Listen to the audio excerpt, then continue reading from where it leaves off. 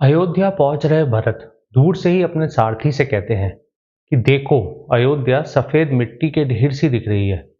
पहले तो यहाँ से स्त्री पुरुषों की गहमा गहमी, बाजार की आवाज, बगीचों की रौनक दूर दूर तक सुनाई देती थी। पर आज सब सन्नाटा है। नगर तो वन जैसा लग रहा है।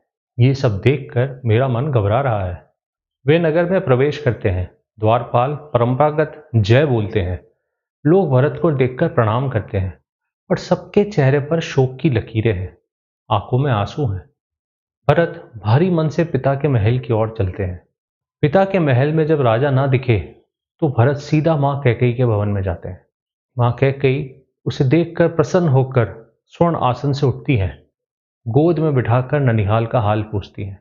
भरत सब विवरण देने के बाद अचानक प्रश्न करता है, मां, ये स्वर्ण शैया खाली क्यों है? अयोध्या के लोग उदास क्यों दिख रहे हैं? पिता तो प्राय यहीं रहते थे। वे अभी कहाँ है? क्या वह कौशल्या माता के भवन में है? तब कैकेयी बेहद सहज, जैसे कोई शुभ समाचार दे रही हो, कहती है, ये बेटे, तुम्हारे पिता ने सभी जीवों की तरह अपने अंत को प्राप्त कर लिया है। यह सुनते ही भरत विलाप करता है, रोने लग जाता है। मैंने सोचा था पिता राम का अभिषेक करेंगे या कोई महान यज्ञ करेंगे, इसलिए हंसते खेलते चला आया। यहाँ तो सब कुछ उल्टा ही निकला। मेरे रहते पिता कैसे चले गए? वह पूछता है कि पिता के अंत समय में क्या बोले बड़े भाई राम, जो अब पिता तुल्य है? कहाँ है वो? लक्ष्मण और सीता कहाँ हैं? कैकेयी कहती हैं, उन्होंने अंत समय राम, सीता, लक्ष्मण के नाम लेके ही प्राण त्यागे हैं। और तुम्हारे बड़े भाई, जो छाल वस्त्र पहनकर वन को चले गए हैं, सीता और लक्ष्मण के साथ दंडकारण्य वन में। भरत चौंक कर पूछता है, क्या राम ने किसी ब्राह्मण का धन छीन लिया? किसी गरीब अमीर निष्पाप व्यक्ति को सताया है? किसी की स्त्री पर बुरी नजर डाली है? गर्भ हत्या जैसा अपराध किया है? आखिर किस पाप से उन्हें वन भेजा गया है? तब कहकर ये असली बात बताती है, राम ने ऐसा कुछ नहीं किया। बस मुझे उनके युवराज होने की बात सुनते ही पिता से दो वर मांगने याद आ गए। मैंने एक तो तेरे लिए राज्य और दूसरा राम के लिए 14 वर्ष का वनवास मांग लिया। राजा ने अपना वचन निभाकर राम, लक्ष्मण, सीता को वन भेज दिया है। और बेटे, ये सब मैंने तेरे हित के लिए ही किया है। अब तू बिना डर हिचक के ऋषि वशिष्ठ आदि ब्राह्मणों से मिलकर उचित मुहूर्त में राज्य अभिषेक करा ले। ये शब्द सुनकर भरत जैसे जल उठता है। कहता है, माँ, मेरे लिए क्या भला रखा है इसमें? ये राज्य मेरे लिए जले पर नमक जैसा दिख रहा है। तुमने पिता की मृत्यु करवाई, राम को साधु बना दिया और वंश का सर्वनाश कर डाला है। वह कहता है, राम ने तुम्हें सगी माँ की तरह आदर दिया। कौशल्या माता ने भी तुम्हारे साथ बहन जैसा व्यवहार किया। तुमने उनके पुत्र को फटे छाल वत्सल पहनाकर वन भेज दिया, और तुम्हें तनिक भी पछतावा नहीं है? तुम्हें यह भी नहीं पता कि मैं राम के बिना राज्य को तुच्छ समझता हूं? ऐसे दो शेर समान भाई राम, लक्ष्मण की अनुपस्थिति में मैं किस बल पर राज्य संभालूंगा? तुम्हारे लालच ने यह बोझ मुझ पर डालने की कोशिश की है, पर मैं इसे स्वीकार नहीं करूंगा। मैं तो राम को वापस लाऊंगा। फिर वह भरी सभा में कैकेयी को कोसता है, अरे कठोर हृदय, तूने तो भ्रूण हत्या के समान घोर प्राप्त किया है। पति की प्राण हंता बनी तू। तू पिता अश्वपति की संतान नहीं लगती। जिस स्त्री ने राम को वन भेजा है, वही इस जन्म और अगले जन्म दोनों में नरक की भागिनी है। आज से मैं तुझे अपनी मां के रूप में नहीं, अपने शत्रु के रूप में देखता हूं। वह प्रतिज्ञा लेता है कि मैं स्वयं वन जाऊंगा, राम को लाऊंगा, उनका राज्य उन्हीं के चरणों में रखूंगा, और यदि उन्हें वापस ना ला सका तो लक्ष्मण की तरह वन में ही रहूंगा। राज्य सुख कभी स्वीकार नहीं करूंगा। भरत की करुणा आवाज सुनकर कौशल्या सुमित्रा से कहती है कि लगता है कैकेयी पुत्र भरत आ गया है। उससे मैं मिलना चाहती हूँ। वह शोक से पीली फटे वस्त्रों में कांपते हुई वहां पहुंचती है। रास्ते में ही गिर पड़ती हैं। भरत शत्रुघ्न उन्हें संभालते हैं। फिर वे भरत से कहती हैं कि बेटा, तुमने कांटा रहित राज्य पा लिया है। तुम्हारी माँ की कृपा से मेरा पुत्र फटे वस्त्र पहनकर वन चला गया है। अब तुम्हारे लिए हाथी, घोड़े, कोष सहित पूरा राज्य तैयार है। अब कृपया करके मुझे वहीं पहुंचा दो जहां मेरा तपस्वी पुत्र राम है। भरत हाथ जोड़कर कहते हैं, हे माता, मुझे मत डांटिए। मैं इस अपराध से अनभिज्ञ था। मैं स्वयं भैया राम से प्रेम करता हूँ। जिसने राम को वन भेजा है, वही सारे पापों की भागी है। मैं तो केवल भैया राम को वापस लाने की प्रतिज्ञा कर चुका हूँ। माता कौशल्या फिर भरत से कहती है, तू भी लक्ष्मण की तरह धर्मपरायण दिखता है, इसलिए मैं तुझे आशीर्वाद देती हूँ। उधर ऋषि वशिष्ठ आकर भरत से कहते हैं, अब शोक पर्याप्त हो चुका है, पिता के अंत्येष्टि संस्कार का समय है। तेल पात्र से राजा के शरीर को निकालकर रत्न जटित शैया पर रखा जाता है। भरत बिलखते हैं। फिर विधि सम्मत चंद्र ग्रत सुगंधित लकड़ियों से चिता बनती है। सामवेदियों के स्त्रोत पुरोहितों के मंत्रों के बीच राजा दशरथ का दाह संस्कार होता है। 14वें दिन सुबह अभिषेक की तैयारियां देखकर ऋषि वशिष्ठ और पुरोहित भरत से कहते हैं कि राजा स्वर्ग चले गए हैं, राम लक्ष्मण वन में हैं। अब तुम वैद उत्तराधिकारी हो, इस राज्य का शासन संभालो। हम तुम्हारा राज्य अभिषेक करना चाहते हैं। भरत सब अभिषेक सामग्री की परिक्रमा करके स्पष्ट कहते हैं, हमारे वंश में हमेशा बड़े पुत्र को ही राज्य मिला है। यह राज्य और मैं दोनों राम के हैं। मैं किसी का अधिकार छीनकर अधर्म नहीं कर सकता।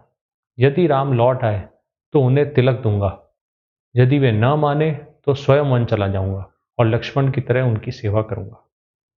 वह घोषणा करता है कि यदि आवश्यकता हुई तो बलपूर्वक श्री राम को वापस लाकर यहीं सिंहासन पर बैठाऊंगा। मैं तो इस यात्रा पर अभी निकलना चाहता हूँ। ऋषि वशिष्ठ, आप आशीर्वाद दीजिए। वे सुमंत्र से कहता है कि घोड़ों को जुतवाओ, सेना को प्रस्थान की सूचना दो। मैं राम की कृपा पात्र कर उन्हें लौटाए बिना चैन नहीं लूंगा। पूरा नगर, सैन्य दल, रथ, घोड़े, हाथी, ब्राह्मण, व्यापारी, स्त्री, पुरुष सब उत्साहित होकर राम दर्शन की लालसा में भरत के साथ चलने को तैयार हो जाते हैं। कारीगर, शिल्पी, सुवर्णकार, चिकित्सक आदि सब भी साथ हो लेते हैं। अनेक कारीगर सेना के आगे आगे चलकर समतलीकरण, पुल, कुएं, विश्राम स्थल, वृक्षारोपण आदि की सजावट कर मार्ग को स्वर्ग जैसा मार्ग बना देते हैं। अंत में यह विशाल यात्रा गंगा तट यानी कि श्रृंगवेरपुर के पास पहुंचती है। निषाद राज गुह अपनी प्रजा से सावधान रहने को कहता है। यह कहता है कि देखो, ये तो समुद्र सा सेना समूह लग रहा है। हो सकता है भरत राम को हानि पहुंचाने आया हो। जब तक यह न जान ले कि वे राम हितैषी है, उसे पार मत कराना नदी। जो कुछ भी शिकार फल मूल है सब लेकर चलो, सेना की सेवा करनी है, परंतु नदी पर निगरानी रखना। फिर गुह भरत के पास आता है। सुमंत्र परिचय कराते हैं कि ये निषाद राज गुह हैं, राम के मित्र और दंडकारण्य के मार्ग ज्ञाता। यदि आप चाहें तो ये अवश्य रूप से आपको बता सकेंगे कि राम लक्ष्मण कहाँ हैं। गुह आकर हाथ जोड़कर कहता है, यह संपूर्ण क्षेत्र आपका है। आप हमारे स्वामी हैं। फल मूल मांस जो कुछ है सब सेना के लिए है। आज रात आप यहीं विश्राम कीजिए। कल मैं स्वयं आपको उस मार्ग पर ले चलूंगा जहां से श्री राम गए हैं। फिर भरत पूछते हैं कि मुझे भारद्वाज मुनि के आश्रम तक किस मार्ग से जाना चाहिए। यह वन कठिन है, गंगा भी पार करना दुष्कर है। गुहा हाथ जोड़कर कहता है, हे राजकुमार, यह धनुर्धर सेवक आपके पीछे पीछे रहेंगे। मैं स्वयं भी साथ चलूंगा। पर एक बात पूछूं, आप कहीं राम के लिए बुरा भाव तो नहीं रखते? इतनी भारी सेना देखकर संशय होता है। भरत साफ शब्दों में उत्तर देते हैं, ऐसा समय कभी ना आए हुआ। राम मेरे बड़े भाई ही नहीं, पिता तुल्य हैं। मैं तो उन्हें वापस ले जाने आया हूँ, राज्य छोड़ने को तैयार हूँ। तुम मुझे संदेह की दृष्टि से मत देखो, यह मैं सत्य कह रहा हूँ। भरत की वाणी सुनकर गुह प्रसन्न होकर कहता है, धन्य हो जिसने बिना मांगे ही राज्य पा लिया हो और फिर भी उसे छोड़ने को तैयार हो। ऐसा व्यक्ति धरती पर दूसरा कोई नहीं है। आपका यश युगों युगों तक गाया जाएगा। फिर वहां रात हो जाती है और सब विश्राम करते हैं। अगले दिन सुबह गुह फिर भरत से मिलता है। प्रणाम कर पूछता है, हे राजकुमार, क्या रात सुख से बीती? भरत उत्तर देते हैं कि तुम्हारी मेहमान नवाजी से सबने रात अच्छे से बिताई है।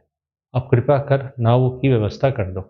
गुह शहर में जाकर सब निषादों को जगाकर आदेश देता है कि तुरंत सब नाव ले आओ, सेना को नदी के पार उतारना है। देखते ही देखते विभिन्न चिन्हों वाली, पतकाओं से सजी, घंटियों और सफेद चादरों से ढकी 500 नावें हर दिशा से जुट जाती हैं। सब नावों से पार कर जाते हैं उस नदी को। सब प्रयाग के पास एक रमणीय वन में पहुंचते हैं। भरत सेना को विश्राम के लिए व्यवस्था कराकर स्वयं ऋषि वशिष्ठ और अन्य पुरोहितों के साथ भारद्वाज मुनि के आश्रम की ओर जाते हैं। वे हाथी, रथ आदि बाहर ही छोड़कर रेशमी वस्त्र में ऋषि वशिष्ठ को आगे कर पैदल प्रवेश करते हैं। भारद्वाज मुनि उठकर ऋषि वशिष्ठ का आदर करते हैं। भरत को पहचान कर उन्हें बैठाते हैं। राज परिवार, सेना, कोष आदि की कुशल पूछते हैं। इसके बाद वे सीधे भरत से प्रश्न करते हैं, तुम अब राज्य के स्वामी हो, यहाँ किस उद्देश्य से आए हो? कहीं ऐसा तो नहीं कि राम को हटाकर निश्चिंत राज भोगना चाहते हो और उसी हेतु उनसे दुश्मनी करने आए हो? वाल्मीकि रामायण के इस कहानी पाठ को मैं यहीं विराम देता हूँ। इसके आगे क्या होता है ये हम अगले एपिसोड में जानेंगे। अब वक्त है उस अंक का जिसमें मैं रामायण में लिखित इस भाग से जुड़ी कुछ रोचक बात आपको बताता हूँ।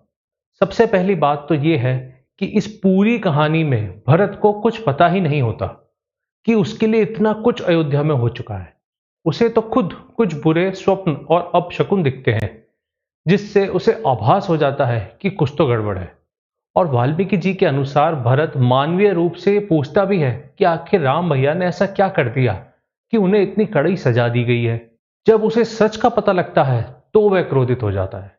बाकी सब लोग भी कैकेयी की वजह से एक बार तो भरत पर भी शक करते ही हैं, चाहे वो माता कौशल्या हो, चाहे गुह हो या मुनि भारद्वाज। जबकि भरत तो खुद इस टर्न ऑफ इवेंट से परेशान है। उसे समझ ही नहीं आ रहा कि ये सब क्यों और कैसे हो गया। जबकि रामचरितमानस में ऐसा नहीं बताया गया है। उसमें सब भरत को कुछ नहीं कहते, कोई शंका नहीं थी, सीधे ही भरत को अपना लेते हैं।